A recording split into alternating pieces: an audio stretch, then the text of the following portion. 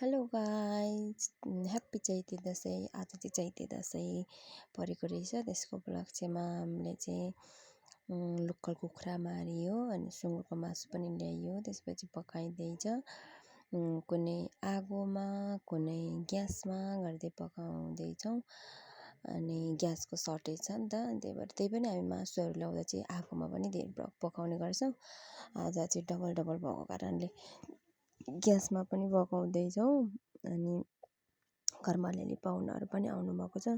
सबैजना भेला भएर चैते दसैँ मनाउने भनेर हाम्रो चाहिँ यसरी चैते दसैँ मनाउँदैछौँ।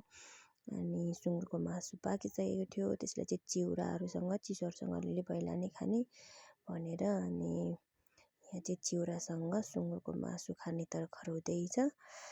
सबैजना मिलेर खाने भनेर हुँदैछ। यतातिर उहाँहरू चाहिँ हाम्रो पाहुना हो घरको।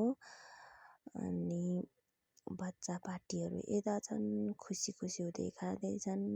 अलिअलि मासु भएर खुसी, अलिअलि चिसो भएर खुसी। धेरै खुसी चाहिँ उनीहरूलाई चिसो छ नि त। यो चिसोमा अलिक खान पाएको थिएन नि त। अब चिसोमा चिसो लाग्छ भनेर तातो कुराहरू मात्रै खाइयो। अनि चिसो खानु पाउँदा धेरै खुसी भएको छन्। धेरै खुसी चाहिँ यता सानो मान्छे चियर्स गर्दै खाँदैछ। अनि अरू पनि खुसी साथ रमाउँदै खुसी हुँदै खाँदैछौँ। त्यसपछि चिल्लो चिसो चिउराले गर्दा रहेछ 50%ले त खाना पनि खाएन। 50% चाहिँ खाना खायो। लोकल कुखुराको झोलसँग सुपसँग सिटी लाएर चाहिँ सुप खाने भनेर भनेको थियो, तर आधाले मात्रै खाइयो, आधाले चाहिँ खाएन पहिला नै अगाएर। हाम्रो चाहिँ त्यस्तो यस्तो रह्यो। Thank you for watching. Bye bye guys.